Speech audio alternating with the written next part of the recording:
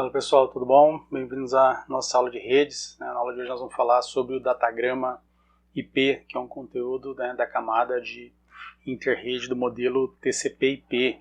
Bom, então nossas aulas anteriores, passamos pela camada física, camada de enlace, quem não assistiu esses vídeos assista, e chegamos na camada de interrede, que é responsável por endereçamento e roteamento. Mais especificamente nas últimas aulas a gente falou sobre endereçamento IP. A gente falou sobre IPv4, falando sobre o modelo Class Full e Classless de endereçamento, falando sobre máscara de rede. Então, quem não assistiu esses vídeos sobre endereçamento, eu recomendo que assista, que tem relação com a aula de hoje.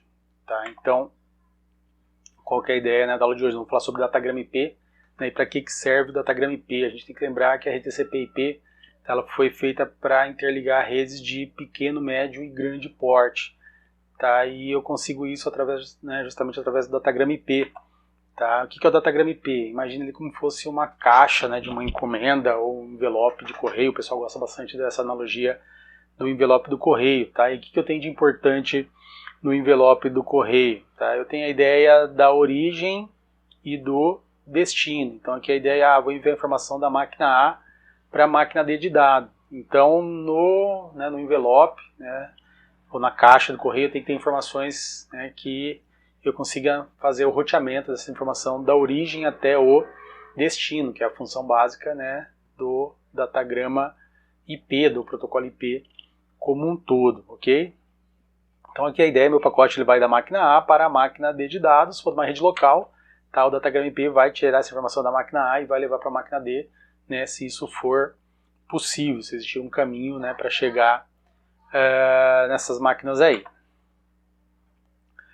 Bom, nas aulas anteriores de endereçamento a gente pegou muito a ideia de uma rede isolada, e foi dividindo essa rede em várias redinhas ali, mas no geral o datagrama IP, com o TCP/IP no geral, ele é feito para unir redes distintas e não para separar como a gente fez anteriormente. Então é bem comum, eu tenho lá uma rede 1, uma rede 2 e eu quero trocar informações entre essas redes aí, e é justamente para isso que o datagrama IP foi feito. Então ele vai entregar a informação dentro de uma mesma rede ou em redes distintas, isso que faz a internet, por exemplo. Então o princípio é o mesmo, eu vou sair da máquina A, e agora eu quero chegar na máquina H, que está em outra rede. Como a gente já viu endereçamento, eu vou ter que descobrir, por exemplo, a parte do IP que representa a rede, para que o roteador, o elemento aqui, ele consiga decidir que ele vai tirar da rede 1 essa informação e vai mandar para a rede 2. Então, por mais que a gente fale aqui, depois a gente vai ver os campos do datagrama IP, eu tenho que ter em mente que é isso que o datagrama IP faz. Ele é um grande envelope, é uma grande caixa ali, um grande pacote, onde eu entrego as informações. Então eu vou tirar a informação da máquina A, e vou fazer ela chegar na máquina H, passando por outras redes aí, se for o caso. E por fim, para dar a ideia de uma rede de grande porte, a gente novamente tem aqui a ideia de entregar a informação da máquina A e agora para a máquina X. Notem agora que nas redes, algumas que a gente já conhece, a gente viu anteriormente ali, elas viraram uma nuvem é quando eu não sei muito bem o que tem lá dentro. No caso da rede 1 e da rede 2 a gente sabe, a gente viu no slide anterior ali, mas principalmente na internet, eu não sei a topologia da internet, eu não sei se tem switches, se tem roteadores, condição, que tipos são. Então a gente representa esse tipo de rede como uma nuvem, então é uma coisa meio nebulosa que a gente não sabe muito bem o que tem lá dentro. Então a ideia é que a internet tem um monte de rede, e a ideia é que o datagrama IP ele vai conseguir transpor essas redes aí até chegar ao destino. Vai pelo mesmo princípio. Ele vai pegar o endereço da rede, e vai indo até chegar no host de destino. Então, chegamos com essa informação aqui. Então, chegamos num resuminho aqui do que a gente está vendo dentro da camada de interrede. Então a gente está vendo o protocolo IP. A gente dividiu ele em dois grandes assuntos aí. Então foi o endereçamento, e agora a gente está vendo o datagrama IP. As próximas aulas são sobre ARP, dentro do ARP a gente vai comentar sobre HARP também. O ARP é extremamente importante na rede TCP/IP, e depois a gente vai ver o ICMP, que também é um protocolo muito utilizado. Mas a aula de hoje, então, nós vamos nos concentrar no datagrama IP. E o que é o datagrama IP? Então, nosso amigo pergunta aqui, Então é o datagrama IP que serve de envelope para transmitir dados em redes, tal como a internet, né? Como é que ele faz isso daí, tá? Então, como a gente falou anteriormente, né, é realmente isso daí, o datagrama IP é um grande envelope onde eu quero mandar informação de uma máquina para outra. Eu, né, numa rede TCP/IP, eu uso o datagrama IP. Eu costumo brincar que ele é um grande funil, né? Tudo que é tecnologia ali, né, numa rede TCP/IP vai passar pelo IP para poder fazer entrega de informações de uma máquina para outra e principalmente de uma rede para outra. Como é que ele faz isso? Tem várias formas de entender como é que ele faz isso, né? Mas uma forma que eu gosto bastante é analisando os campos do datagrama IP, tá? E assim vendo exemplo, né, de por que esses campos estão lá e como eles são utilizados, assim eu vou entender como é que funciona o datagrama IP. Então, aquele pacote, né, que a gente viu anteriormente ali, tá? Ele, na verdade, na prática, em redes, né, tal como a internet, ele é o datagrama IP, que é esse desenho aqui do outro lado, tá? A parte branca aqui seriam os campos de controle. Então, novamente, fazendo analogia com o envelope, ele seria o envelope, né, com as informações que eu preencho fora do envelope, para que a minha carta do correio saia, né, da origem e vá até o destino.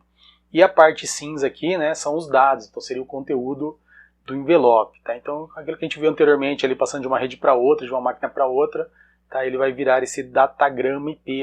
O que é um datagrama? Datagrama significa que a informação que vai aqui ela não é confiável, ela não é orientada à conexão. Então o datagrama IP não cuida de erros, tal como o pacote foi duplicado, o pacote chegou fora de ordem, tá? Ele não se preocupa com esse tipo de coisa. A gente já falou sobre isso, né, quando a gente estava na camada falando sobre o modelo TCP/IP, né, na camada de rede, quando a gente falou sobre modelos WOS, também a gente comentou sobre isso daí, mas em geral esse daí, o datagrama IP, ele não é confiável no sentido de entrega de dados. Ele tenta entregar, né, usa a lei do melhor esforço. Ele tenta entregar, se entregar, entregou, se não entregou, paciência. Tá? Se eu precisar de confirmação, né, de entrega, de sequência, eu vou ter que usar o protocolo, e geralmente é o TCP, que é um dos nossos próximos assuntos aí.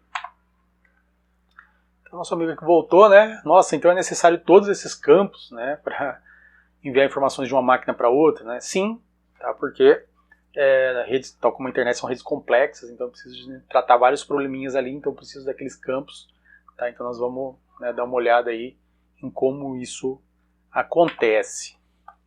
Então, né, nós vamos estudar aqui o datagrama IP, tá? Ele é feito de 1, 2, 3, 4, 5, 6 linhas, ok? Cada linha tem 32 bits, né? Então cada risquinho desse aqui representa um bit. Então o primeiro campo que a gente vai estudar é o version. Tá? O version é bem simples, ele indica a versão do datagrama, a versão do IP que a gente está trabalhando. Aqui no caso é o IPv4. Tá? Então no version aqui vai ter o número 4 em binário. Né? Então se for pegar o número 4 em binário, lembra lá nessas aulas de conversão de binário, né? Então bit, né? 1, 2, 4, 8. Tá? Então aqui vai ser um 0, aqui vai ser um 0, aqui vai ser um 1 e aqui vai ser o 0, né? Porque esse 1 aqui, vou somar o 4 que tem aqui em cima, então vai ser o número 4 em decimal. Então aqui normalmente o que eu vou encontrar dentro desse version é o 4. Se fosse PVC estaria um 6, então seria um aqui, né, e um aqui para somar o 4 mais 2. Tá? Interessante aqui é que na verdade dentro, né, dos quadros da camada de enlace, eu normalmente já tenho informação, né, de qual que é o IPv4 e o IPv6, tá? Mas o datagrama IP ele faz essa verificação novamente, se, né, o que chegou para ele realmente foi o IP na versão 4, ele faz isso através desse campo de 4 bits, ok? Bem simples. Então aqui, ó, o campo version, né, no IPv4 tem o valor 4, tá? Só isso daí, nada demais. Próximo campo é o IHL de Internet Header Length, tá? Então, length aqui o tamanho, tá, do cabeçalho do IP, tá? Então, o tamanho do cabeçalho da internet, né? Mas internet que se refere ao IP, não é rede mundial de computadores. Por que eu tenho que ter, né, o tamanho do cabeçalho? Porque o cabeçalho tem tamanho variável, essas ranhuras aqui indicam isso, tá? E principalmente esse campo pitons ele pode ou não existir, tá? Então por isso que o cabeçalho fica de tamanho variável. Geralmente o campo pitons, a gente vai ver depois, né, ele não é utilizado, então ele não existe, tá? Então isso coloca o IHL com tamanho sempre de 20 bytes, tá? Que são as 5 linhas aqui que eu tenho de 32 bits, tá? Então é bem comum encontrar o IHL, né, o tamanho do cabeçalho, em 20 bytes, ok? Então, né, o campo pitch de tamanho variável, geralmente ele não existe, tá? Então eu preciso do IHL por causa disso, então é bom lembrar, né, que eu preciso dele porque tem, né, o cabeçalho de tamanho variável. O próximo campo, né, o pessoal gosta bastante de estudar, né, sobre ele, né, de lembrar dele, é o Type of Service, né, o tipo de serviço, comumente, né, também chamado de TOS, né, Type of Service, né, um TOS. Então, são nomenclaturas aí, termos que o pessoal pode usar para referenciar o Type of Service, e ele vem na ideia, né, de fornecer um pouco de qualidade de serviços, né, para redes comutadas por pacote. Então, qualidade de serviço, o pessoal fala também, né, QoS, né, que até lembra bastante a ideia de TOS, então Quality of Service. Então, lá no início, né, quando inventaram o Datagram IP, o pessoal pensou, temos que dar prioridade, por exemplo, para os pacotes. Então, quem vai fornecer esse tipo de coisa é o Type of Service. Originalmente, ele foi, né, esse campo, né, de 8 bits aqui, ele foi subdividido da seguinte forma. Então, eu tinha o campo precedência, que basicamente dá a ideia de prioridade.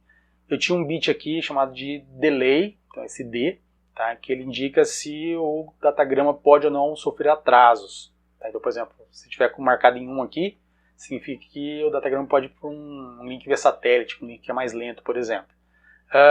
Se tiver o T marcado como 1, significa que ele precisa de throughput, ele precisa de velocidade. Tá? Então pode, por exemplo, na hora de rotear, eu decidi rotear, né, esse datagrama por um link de fibra óptica e não pelo link de via satélite.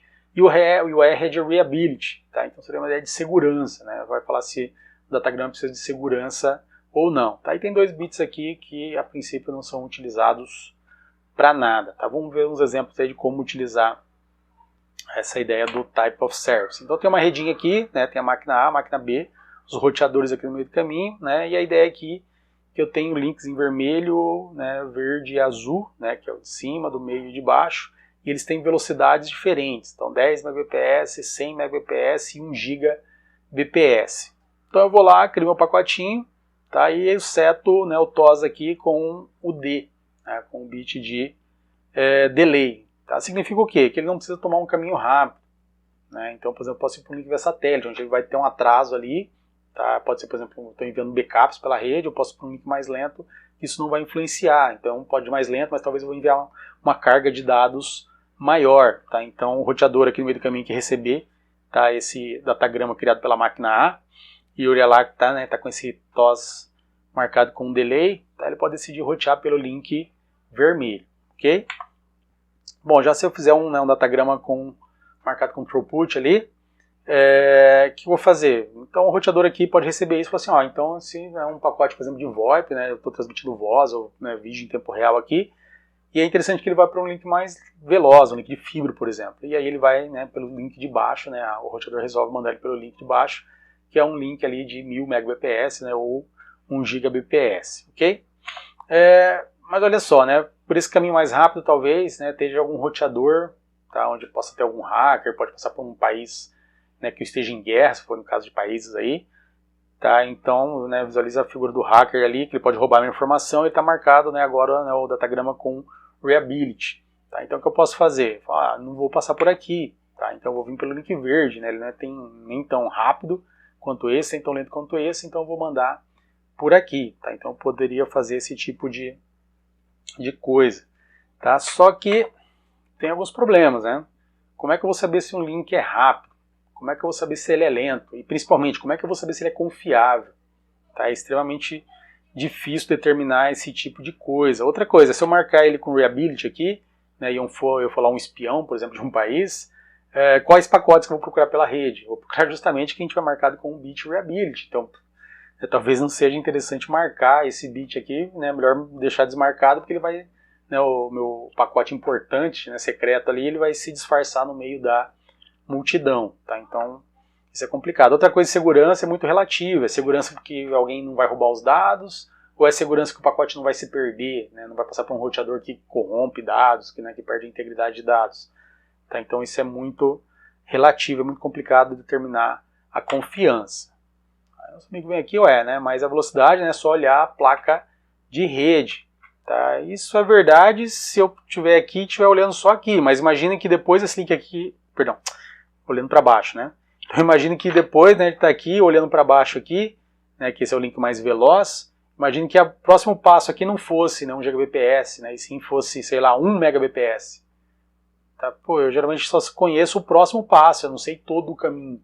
Tá? Então determinar todo o caminho, né, se ele é mais veloz ou não, é muito complicado. E lembra que TCP/IP que pode acontecer, né? O link pode falhar, a rede muda. Tá? A ideia do TCP/IP, né, uma das grandes vantagens é que né, o caminho dos dados muda a qualquer momento. E isso, né, vai gerar problemas nessa ideia de ir pelo caminho mais rápido ou mais lento. Tá? Ou seja, não é trivial, tá, determinar se um link é rápido, se um link é lento, né, se ele tem delay, né, se ele tem um jitter, que é a variação desse atraso. Tá bem complicado e, como a gente já falou de segurança, então, né, mais ainda. Tá? Então, né, para funcionar, deveria considerar todo o caminho, e isso não é uma tarefa fácil, por isso que tem muita gente que fala que implementar QoS em rede computada por pacotes é relativamente complicada, né, principalmente se tratando de TCP/IP. Dá para implementar, mas nunca é 100%. TOS, né, vai também trabalhar com a ideia de precedência. Então, o que pode acontecer? Ó, no meu roteador, imagina que eu tenho filas de roteamento. Meus pacotes chegam, tá, e se tiver um monte de pacote lá, eles vão ficar numa fila.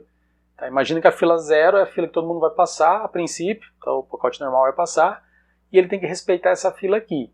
Tá? Eu posso daí usar o TOS, por exemplo, né, para criar outra fila. Falar, então eu vou criar a fila 1 que tem mais prioridade sobre a 0. Então se tiver um monte de pacote aqui, chegar um pacote na fila 1, ele vai ter, né, precedência, né, ele vai ter prioridade sobre quem está na fila 0. Mesma coisa pela fila 2. Então ele vai passar na frente da fila 1 e da fila 0.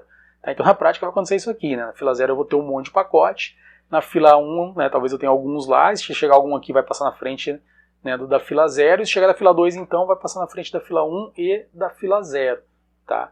Note que nesse esquema aqui, né, pacotes da fila 0 podem ser abandonados. Eles podem ficar lá, né, e nunca ser roteados, ou demorar muito tempo para ser roteado. Tá? Então pode acontecer esse tipo de coisa. E sabendo disso, né, algum hacker, né, que está assistindo a aula fala, então vou fazer o seguinte, eu vou marcar, né, o valor de precedência com o máximo possível, porque eu vou passar na frente de todo mundo.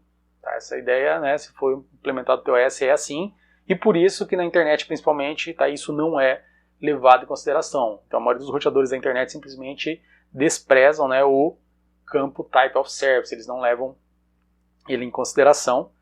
Tá? Então você pode implementar isso em nível de rede local, geralmente, tá? Mas em nível de internet, né, os roteadores desconsideram esse campo.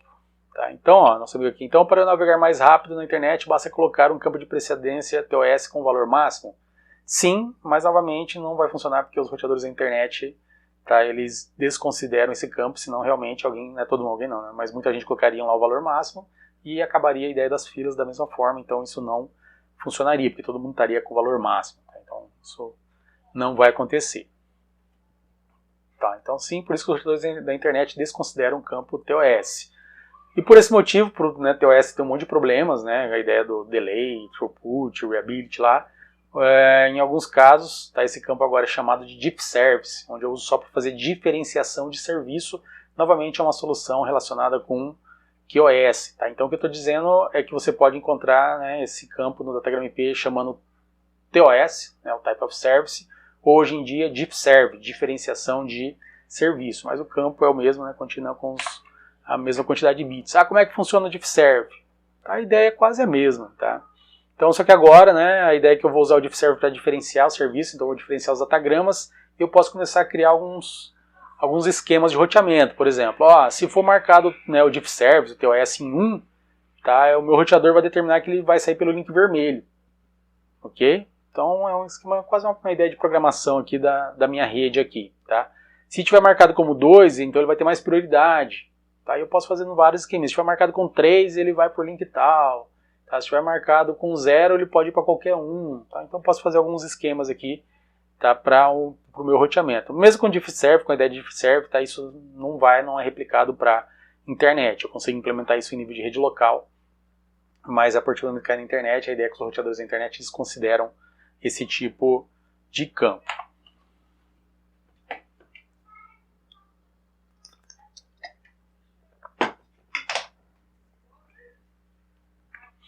Então, o Deep Serve, né, ajuda a implementar QoS em redes TCP/IP, mas, né, o mesmo não funciona a contento. Tá? Então, em geral, QoS é bem complicado em redes computadas por pacote. Dá para implementar, tá, mas não espere que vai funcionar 100%, né, da forma que você planejou. Ele ameniza o problema, mas, né, não é 100%. Então vimos o version, IHL, Type of Service, agora a gente vai falar do Total Length. Né? O Total Length é o tamanho total do datagrama, tá? Incluindo cabeçalho e área de dados. Tá? Então a área de dados tem também um tamanho variável. Tá? Então para mim saber, né, o tamanho, eu vou usar o campo Total Length. Note com, né, o IHL, né, e o Total Length eu consigo descobrir onde é que acaba o cabeçalho e começa a área de dados. Ok? A segunda linha do Datagrama IP, ela cuida de um problema, que é o seguinte: quando eu faço um datagrama, quando o datagrama é criado pela máquina, ele é criado com tamanho X, geralmente baseado no tamanho da minha rede local. Tá? Então, para caber, né, na minha rede local. Todavia, quando eu vou para redes tal como a internet, eu vou passar por redes de tamanhos diferentes, talvez inferior a X. Tá? E aí o que acontece? Esse, né, datagrama criado com tamanho X, ele não vai caber, né, nessa rede menor.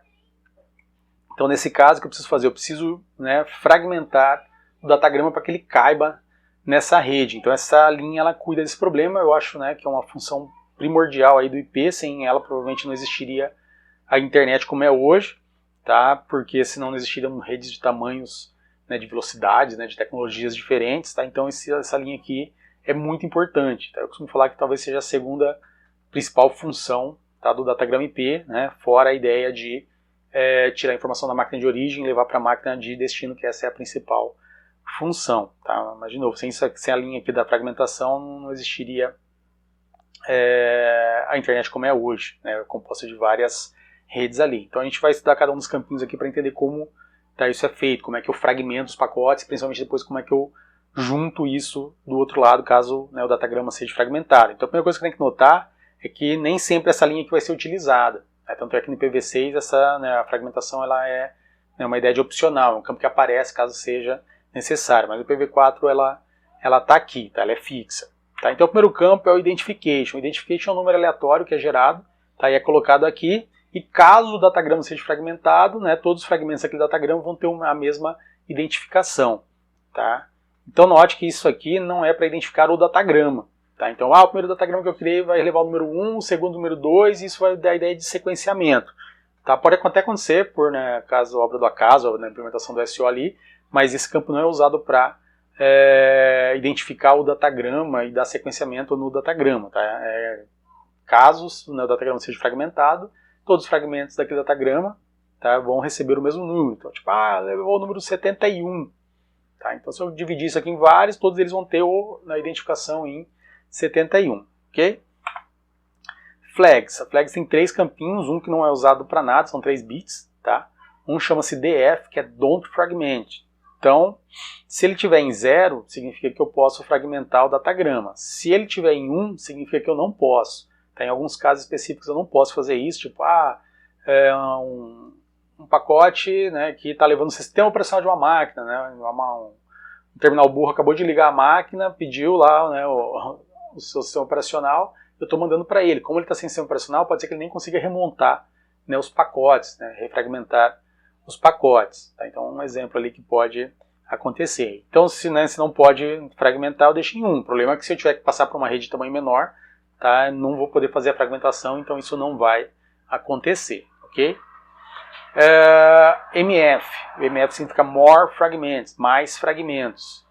Então, originalmente, né, quando eu crio o datagrama, esse campo está em 0. E se houver fragmentação, todos os fragmentos vão estar com MF em 1, exceto o último que vai estar em 0. Ok? Daqui a pouco a gente vai ver um exemplo, né, nos slides ali, uma ilustração, vai ficar um pouco mais claro de entender isso daí.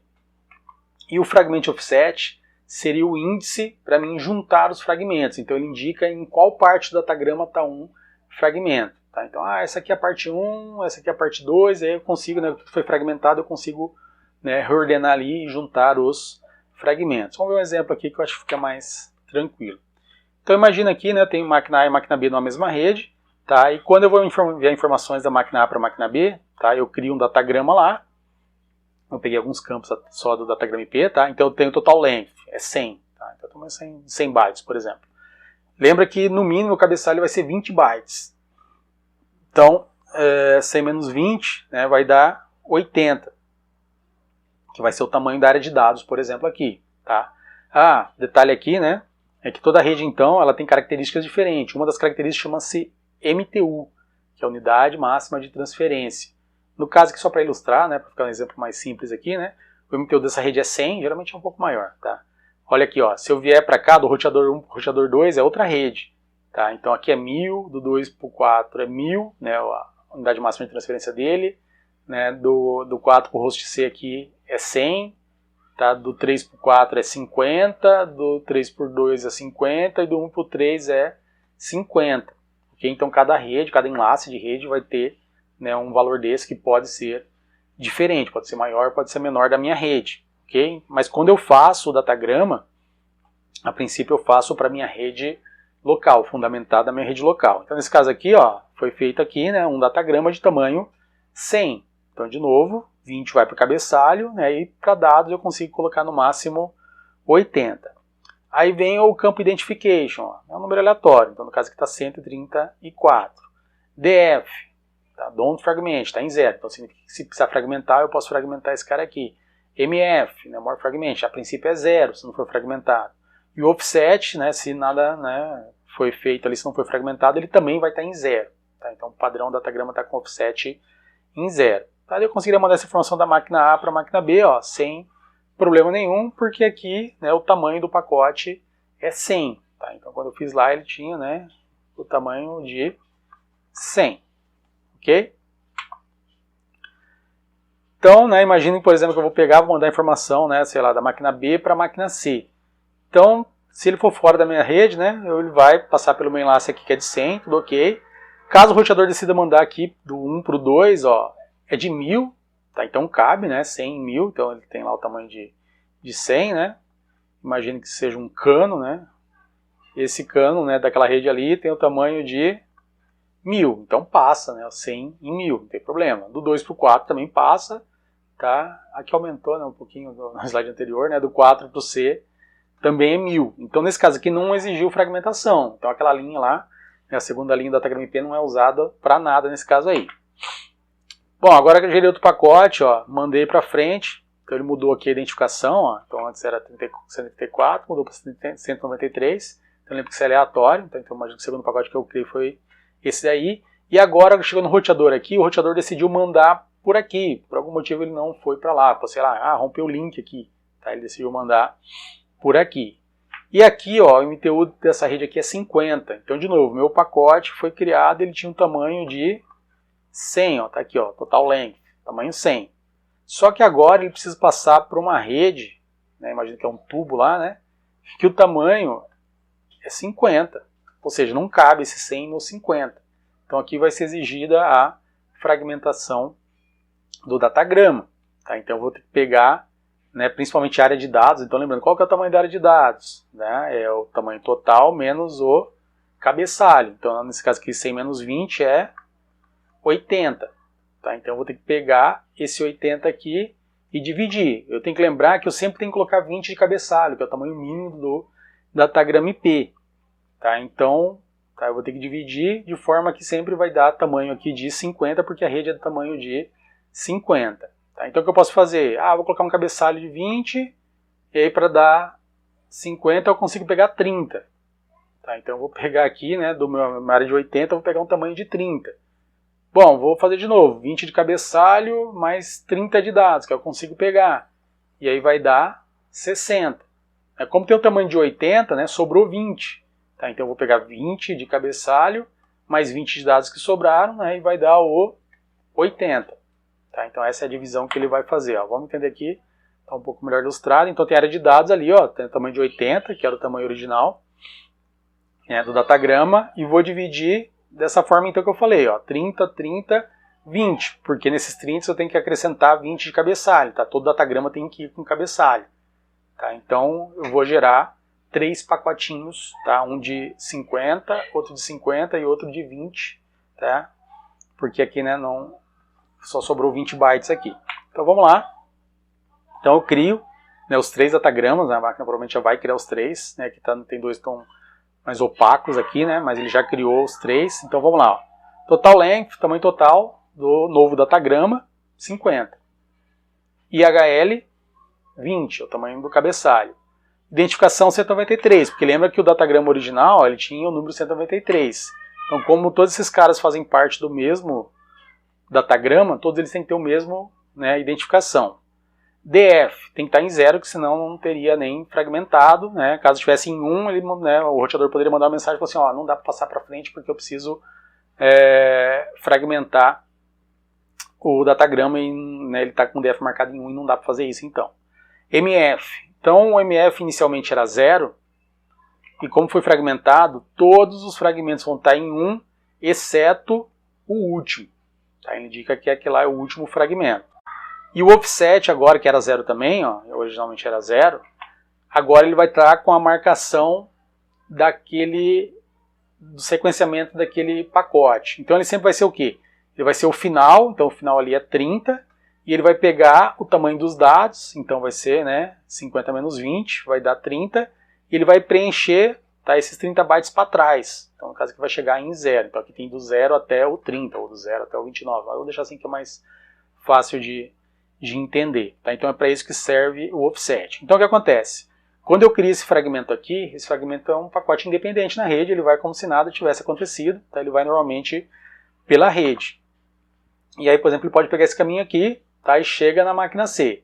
A máquina C vai começar a analisar, tá? Fala assim, beleza, tamanho total, 50, cabeçalho 20, então tira lá, eu tenho 30 de dados aqui. ID 193, até agora nada demais. DF 0, MF 1, opa, ela sabe que agora esse cara foi fragmentado. Então isso é um fragmento. Eu vou criar uma identificação lá na memória para o ID 193 dessa máquina aqui, para essa máquina aqui, tá, vai usar os IPs lá de referência também. E aí o que ele vai fazer? Vai pegar aqui o offset, falar assim, ó, esse aqui, né, ele vai na parte 30 desse datagrama que está fragmentado, e vai até a área de dados 30 do outro lado. Então, do 30 para trás, ele vai chegar no 0. Então, vai ser isso aqui, ó. Então, aqui o offset, ó, falando que está em 30, e aí eu preencho com a área de dados que tinha aqui, que é 30, né? E aí ele vai preencher, então, para trás aqui, ó. E ele vai chegar no 0 nesse caso aqui. Ok? Aí vou para o próximo, ó. Então, de novo, eu consigo montar no máximo de 50, porque o MTU aqui é 50. Tá? E HL 20, então aqui tenho 30 de dados aqui. O ID é o mesmo, 193, DF em 0, MF em 1, porque esse não é o último datagrama, só que esse representa agora da parte 60, né, com 30 de dados. E nota, ó, que ele pode mudar de destino. Por causa disso também, tá, os roteadores no meio do caminho eles não fazem a junção dos fragmentos. A junção dos fragmentos só é feita no destino final.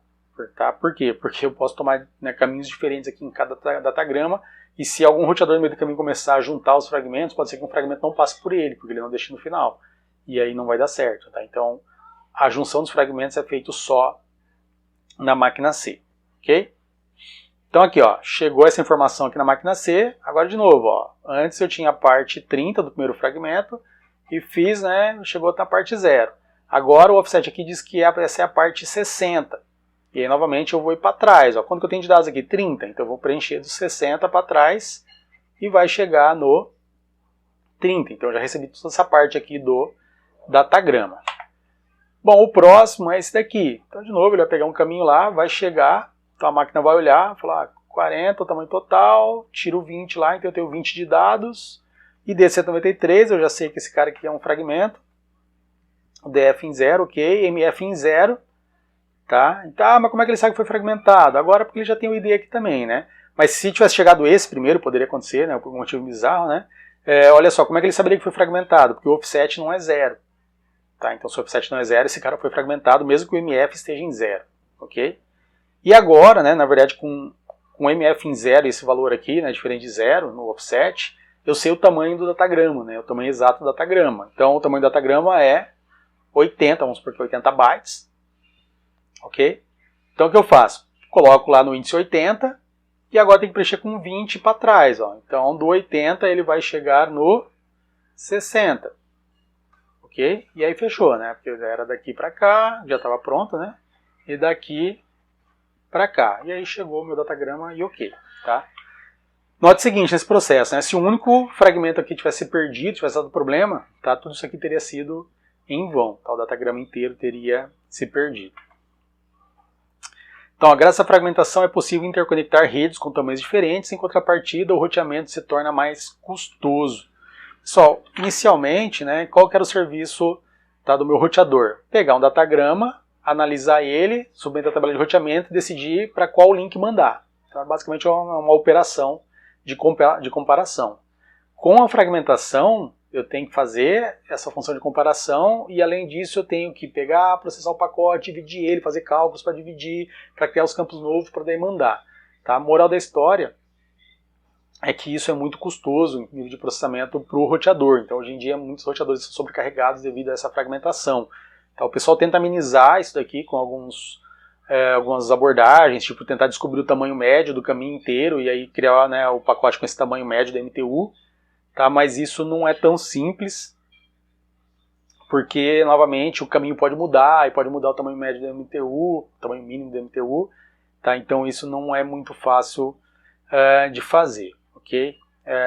Mas, né, no geral, é essa abordagem que é tentada para tentar evitar, né, a sobrecarga dos roteadores. Então, novamente, né, a fragmentação ela é uma solução que é permitir que o pacote tamanho X passe por uma rede inferior a X, todavia ela traz um problema, que seria essa sobrecarga dos roteadores.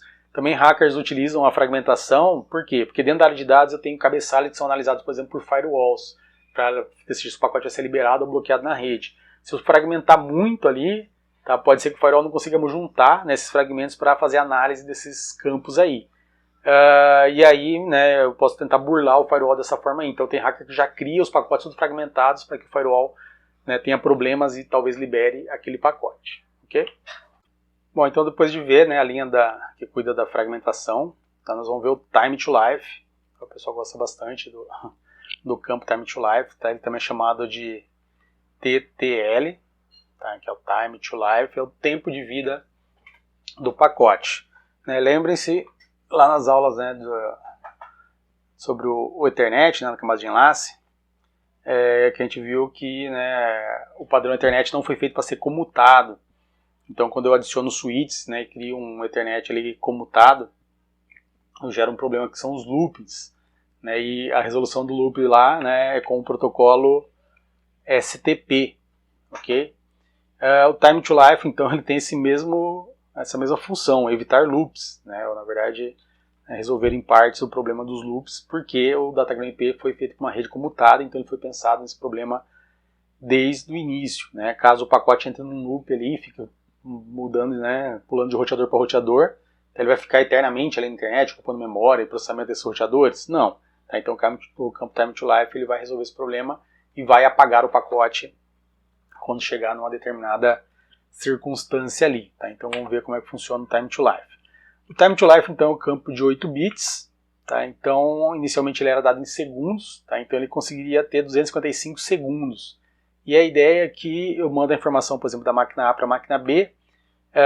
E se ela demorar mais do que 255 segundos para chegar no destino, tá? Ela é descartada. Tá? Por quê? Caso o pacote entrasse em loop aqui, né, e não chegasse nunca na máquina B, tá? O roteador que pegasse ela e decrementasse, né, o último segundo lá e chegasse em 0, ela iria apagar o pacote.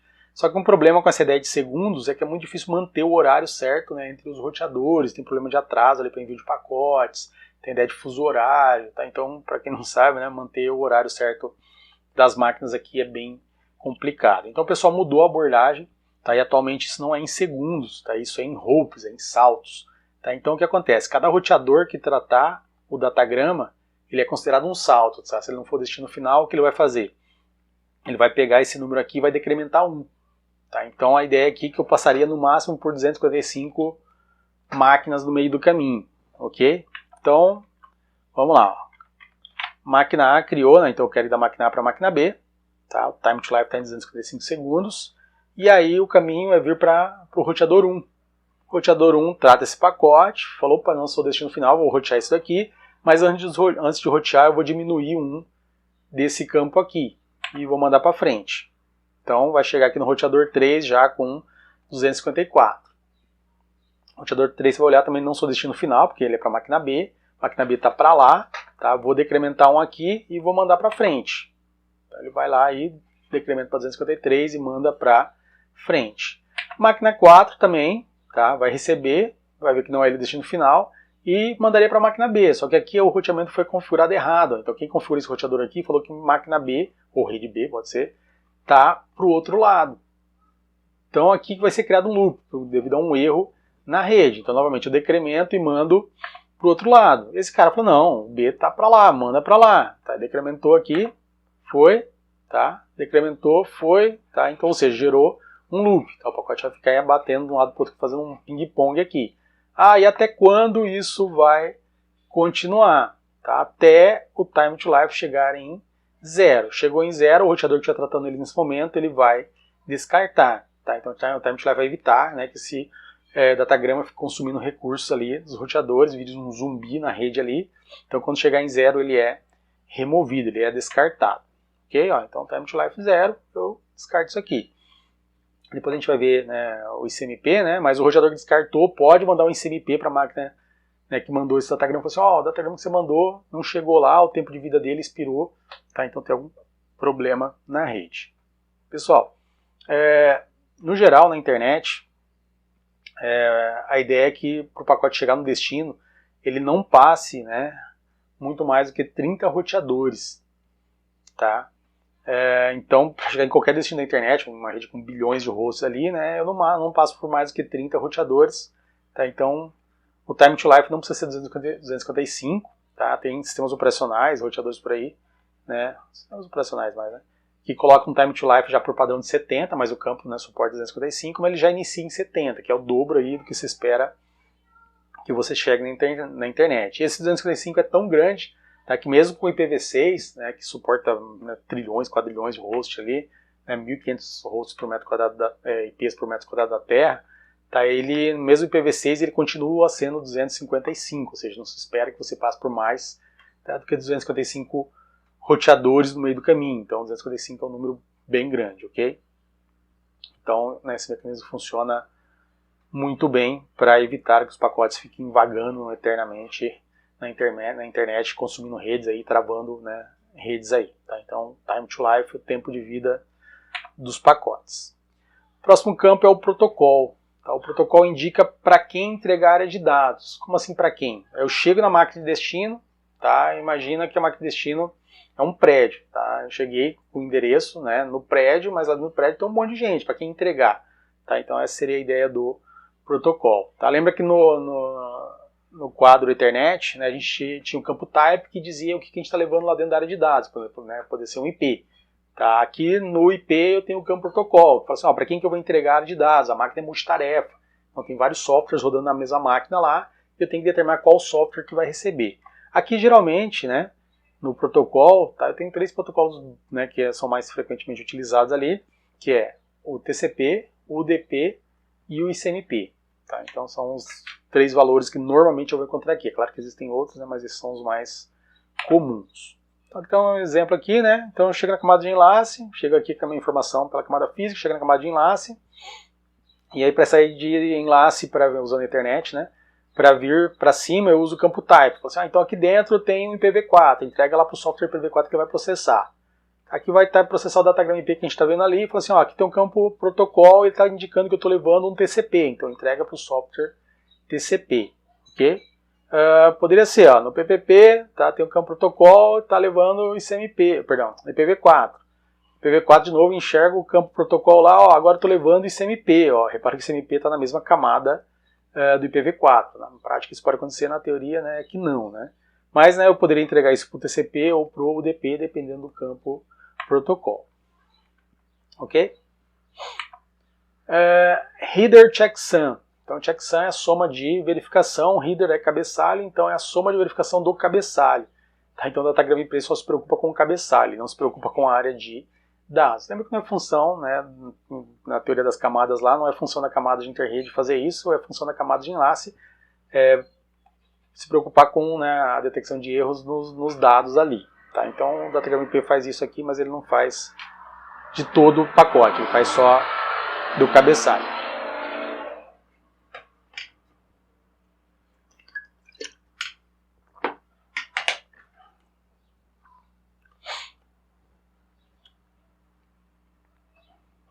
Então o que a máquina faz? Ela pega, né, os bits do cabeçalho, faz um hash ali, tá, e joga o valor ali dentro. A máquina que receber vai fazer o mesmo processo, vai verificar se o valor que ela obteve do cálculo é o mesmo que está aqui dentro. Se for o mesmo, ela continua processando. Caso contrário, ela descarta o pacote. Tá? Basicamente isso que é o header checksum. Repare que o header checksum ele tem uma relação interessante com o campo time to life. Ok? Por quê? Porque toda vez que o roteador recebe, né, o pacote e aquele pacote não é para ele tem que decrementar o time to life.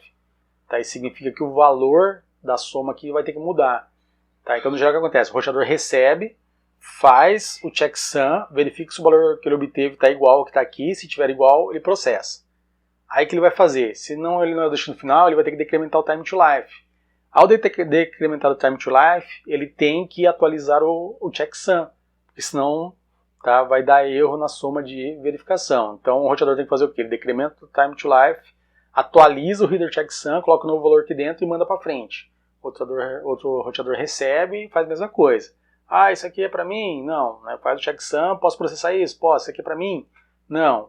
Tem que mandar para frente. Então decrementa o time to life e atualiza o header checksum. Tá? Então ele vai ficar nessa daí, ok? Então né, tem relação time to life com o header checksum. Source address é o endereço IP de origem. Repare que é um campo de 32 bits, tal como o IPv4. IPv4 é um endereço de 32 bits. Né? O endereço IPv4 tem 32 bits. Então aqui vai ter um IP, né, tal como 10.0.0.1, só que em binário. Tá? Então esse campo aqui é um dos campos principais, né, do datagrama IP, que é a função dele de tirar da máquina de origem e levar para a máquina de destino. Tá? Como a rede, geralmente ela né, possui várias máquinas, e toda conversa vai ter uma pergunta e uma resposta normalmente. Tá? Então eu já envio quem foi a origem para a máquina poder dar a resposta para essa origem. Tá? O próximo campo é o Destination Address, ou seja, o endereço IP de destino. Tá? Então esse né, é o campo principal, é através dele normalmente que a gente faz o roteamento. Tá? Como é que eu vou chegar numa máquina? Eu preciso saber qual máquina que é. Daí, baseado no destino, é que eu vou determinar a rota para aquela máquina lá. Tá? Então esses dois campos aqui são os dois campos fundamentais. Né? Lembra quando eu desenhei aquela caixinha no início né, dessa aula aqui, né? Falar, vai da máquina tal para a máquina tal. Então origem, destino, né? Remetente e destinatário. Tá? Então são esses dois campos aqui. Eles são os dois campos fundamentais. Quando a gente ilustra né, um exemplo de datagrama IP, no mínimo a gente coloca endereçamento tá, normalmente aí. Tá? Então são esses dois campos aqui. Então no destino poderia ser alguma coisa tipo, eu vou para a máquina 888. Tá? Então estaria esse IP aqui só que em binário. Campo options. O campo options é opcional. Tá? Então pode ser que ele existe ou não, geralmente ele não existe. Tá? Então quais são as opções que eu tenho aqui né, no option? Tá? Eu tenho duas opções, né, duas funções para esse campo aqui. A primeira é determinar a rota pela origem. E a segunda é registrar a rota. Tá? E cada uma dessas aqui tá, tem, né, na verdade, uma variação. Tá? Então são duas opções aqui em cada um, né? Nós vamos ver isso melhor agora aqui, ó. Então, como é que funciona? Então, a primeira ideia é registro de rotas. Tá, vamos pensar em termos mais práticos aí. Estou mandando meu pacote, eu quero saber por onde ele está passando. Tá? Essa é a função. Aí que eu faço? Eu uso essa opção aí, tá? E cada roteador que tratar o meu pacote vai ter que colocar né, o seu IP nessa listinha aqui. Tá? Então eu falo assim, vai ser o IP, tá? Estou colocando nomes aqui que fica mais fácil. Então eu tenho o roteador 1, meu pacote passou por lá, passou. Roteador 4, o pacote passou por lá, passou. E além, né, com uma subopção ali, né, com uma variação, além de colocar o IP, eu posso colocar o horário. Tá? Então eu vou saber o tempo que demorou para passar de roteador para roteador. Lembrando que esse tempo né, ele não é 100%, que a gente falou que né, é complicado manter horários ali entre os roteadores. Tá? Então a ideia é essa. A opção principal é marcar os IPs das máquinas, né, dos roteadores por onde eu passei, e como uma subopção, né, com um a mais ali, eu posso ver o horário que passou em cada um. Então, passou por R1, depois foi para R4, depois foi R3, R6, R5 e R8.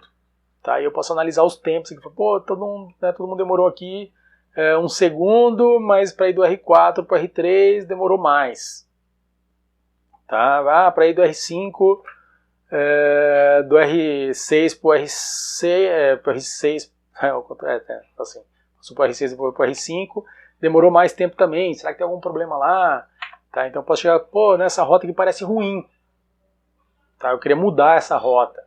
Tá, novamente, a rota é feita pelos roteadores baseado no endereço de destino, mas eu posso determinar a rota pela origem. Pessoal, isso não é comum, tá, de fazer na prática, eu nunca vi ninguém fazer isso, né, mas tem algumas ideias aqui. Então, novamente, né, eu vendo esse caminho ali, tá, eu posso querer determinar eu mesmo qual que é o caminho que eu tenho que seguir, então vem a segunda função ali do campo options, que é determinar a rota pela origem. Tá, então essa rota é feita já, né, com o pacote montado pela origem. Então, o que eu vou fazer? Eu vou usar o campo option para falar, ó, primeiro você vai passar por roteador 1, depois o 3, depois o 6, depois o 8. Então, saio do 1, vou para o 3, vou para o 6 e vou para o 8. Tá, então a ideia aqui é que estou tentando resolver algum problema de roteamento. Então são casos bem específicos que você vai fazer isso. E note, né, que se for uma rede para internet, dificilmente eu vou saber todo o caminho, tá, da minha origem até o meu destino. Então determinar isso não é muito fácil não. Tá?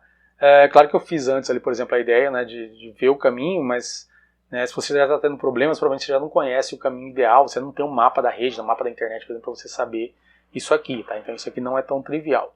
Uma subopção, que é um pouco mais palpável, né, mais fácil de pensar na utilização dela, seria, né, de eu não saber todos os caminhos, mas eu sei alguns. Então eu posso indicar por onde eu quero passar. Então, tipo, meu problema inicial é passar pelo roteador 4. Eu acho que lá está errado, não devo passar por lá. Mas eu sei que o caminho certo seria passar pelo roteador 3. Então eu indico aqui, ó, eu vou passar pelo roteador 3. Ok? Então, chegando no 1, ó, eu sei que tem indicação de passar pelo roteador 3, eu vou vir para cá. Tá? E daí talvez meus problemas se resolvam, porque daqui eu vou vir para o 6, talvez ele não mande para o 5 dessa vez, eu mande para o 8 e eu chego no destino. Então aqui eu faço uma indicação de onde eu devo passar. Um exemplo mais prático é assim, imagine que está tendo um problema de roteamento nos Estados Unidos, na América, e eu quero chegar no Japão. E toda vez que eu vou, né, para o Japão, né, pelos links que vão para os Estados Unidos, eu tenho problemas, eu me perco, tem atraso, e eu sei que tem links pela Europa. Então, talvez aconteça algum problema lá nos Estados Unidos, lá, por exemplo. Aí o que eu posso fazer? Eu posso colocar, tá, um IP aqui, né, de um roteador da Europa, para obrigar meu pacote a ir para a Europa e da Europa ele ser roteado para o Japão, né, sei lá, passar pela Ásia até chegar no Japão. Tá? Então um exemplo um pouco mais palpável ali, né, do que isso pode ser utilizado. Novamente, é muito difícil ver, né, alguém utilizando isso, eu mesmo, né, nos meus anos aí de redes eu nunca utilizei isso daí. Então são duas opções, uma eu determino por onde o pacote está passando, essa é um pouco mais comum do pessoal utilizar, tá? Mas determinar a rota pela origem, tá? Só for uma coisa muito específica, né? Um trabalho muito exato, muito especialista ali para você fazer isso daí. Caso contrário, provavelmente você não vai precisar dessas opções e por isso até que o campo options raramente ele é utilizado. E por fim chegamos, né, no último campo, né, que é a área de dados, tá? Então são tudo isso aqui, né, toda a parte branca aqui é só para entregar a área de dados, lembrando eu determino para quem entregar utilizando o protocolo. Tá? Então aqui seria o envelope, as informações fora do envelope, e aqui seria o conteúdo dentro do envelope que eu vou entregar. Então tá aqui um exemplo, né? Imagine, eu acabei de fazer lá a informação usando o TCP, veio lá do HTTP, vou pegar essa informação e vou colocar na área de dados do Datagram IP, aí vou preencher as informações aqui para mandar isso para frente, e provavelmente vou pegar o Datagram IP e vou mandar dentro de um quadro na camada de enlace, por exemplo, que é um quadro Ethernet. Tá? Então esse normalmente é o processo de empacotamento, e do outro lado eu vou fazer o contrário, eu vou tirar daqui, vou chegar no IP, vou analisar os campos, vou pegar os dados baseado no protocolo e vou entregar para quem enviou essa informação. Tá? Então lembrando que no Datagram IP o mais comum é levar TCP, UDP ou ICMP. Bom, então, né, nosso amigo está perguntando, ó, como que isso aqui funciona na prática. Vamos ver, ó. Então como é que eu preencho esses campos aqui, ó. Então máquina A quer falar com máquina D. Então máquina E é o IP 811, quer falar com a máquina 8321. Então o que ela vai fazer? Tá? Ela vai começar a preencher o datagrama. Então o version, tá? Versão 4, cabeçalho, né, 20, ou seja, não estou usando a área de dados, TOS está em 0, padrão está em 0. Coloquei que o tamanho total aqui vai dar 30, então é 20 do cabeçalho, né, e mais 10 da área de dados, então esses dados aqui vai ter o tamanho de 10 bytes aqui. O identification virou 71, aqui está marcado o bit DF, ó. Tá, o bit MF está em 0, o offset está em 0, então isso aqui não foi fragmentado, porque ele está sendo criado agora. O time to life está em 255, TCP está, né, marcado TCP aqui, mas poderia ser o número 6, que né, poderia, não, vai ser o número 6 que é a identificação dele. E vamos supor que o reader checksum aqui, fiz a soma aqui, deu esse valor aqui, tá? Aí o IP, ó, então vai ser a máquina de origem, 811, tá? Para a máquina de destino, 8324. E aí eu pego isso e mando para frente. Eu vou, né, levar em consideração só o processamento da camada de interrede, né, mas receberei na camada física, camada de enlace, supondo que chegue na camada de interrede, como às vezes não vai chegar porque o quadro, né, a internet, por exemplo, já vai barrar que essa informação não é para essa máquina, vamos supor que chegue, né, e vai perguntar, sua máquina 8324? Não, então essa informação não é para mim. Esse cara também processa, lembrando que primeiro ele vai fazer o checksum aqui para depois processar, se o checksum não bater ele não vai nem processar, né, mas supondo que todo mundo, né, deu ok o checksum. Ele vai olhar, sua máquina 8324? Não, então descarta. Vai chegar na máquina D, né, simultâneo para todas as máquinas aqui, eu não consigo representar isso, né, mas isso o processamento foi basicamente feito ao mesmo tempo. Ele vai receber a sua máquina 8324? Sou. Então processa a informação. Tá? Então basicamente é isso aqui. Então, né, a tecnologia IP foi criada, né, como a gente falou, para funcionar em redes de pequeno, médio e grande porte. Tá, a mesma coisa vai acontecer aqui. Então, né, eu quero sair da máquina 811 e ir para a máquina 200.001. Tá? Esse processo vai acontecer, tá, na internet. Eu vou analisar os campos aqui. Ó, repare, né, que algumas coisas já mudaram aqui. O campo, né, de identification mudou. Ó, aqui já não está mais marcado o DF. Tá? E aí vai. Tá?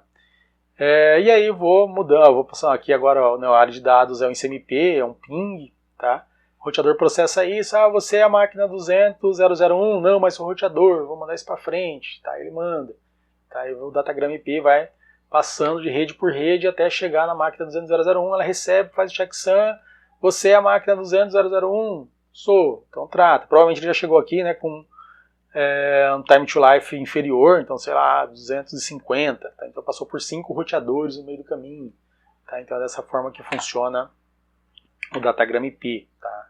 Então, tudo que você enviar pela internet, basicamente ele vai dentro de um datagrama IP. Como eu falei, ele é um funil ali. Todo mundo que vai para a internet vai usando o datagrama IP, porque eu preciso ir passando rede por rede. Quem faz isso é o datagrama IP. Tá? Mesmo na rede local, se você estiver usando a rede TCP/IP, você vai de uma máquina para outra usando datagrama IP. Tá? Então, conclusão, o datagrama IP é de extrema importância para as redes de computadores, pois é responsável por tirar informações do host de origem e levar para o host de destino. Tá? Então, é isso que eu tenho que ter em mente ali. Tá? Como é que eu saio da máquina de origem e vou para a máquina de destino? Datagrama IP. Pode ser em rede local, né, ou pode ser passando por várias redes. Então, a principal informação que eu tenho ali é o IP de origem e IP de destino. Tá? Outras informações importantes, time to life, evitar que o pacote fique vagando eternamente na internet em caso de erros de roteamento ali. Tá? Fragmentação, se eu precisar passar para uma rede de tamanho menor do que foi criado no datagrama, eu preciso fragmentar o datagrama. Tá? Então isso resolve um problema, mas cria outros. Né? As máquinas que fazem a fragmentação vão ficar um pouco mais sobrecarregadas, os roteadores que vão, né, fazer a fragmentação vão ser exigidos mais, tá? Então vai consumir mais processamento. Tá? Mas no geral é isso que eu tenho que lembrar do datagrama IP. Tá? Então ele é extremamente utilizado em redes de computadores, temos que saber deles. Tá? Cai muito em concurso por aí também, né? Nossas provas, né, vão cair sobre os campinhos ali. Então é legal lembrar do campinho, lembrar o que ele faz, por que ele faz aquilo lá, lembrar dessas historinhas aí. Ok? Então nos vemos na próxima aula aí. Até mais.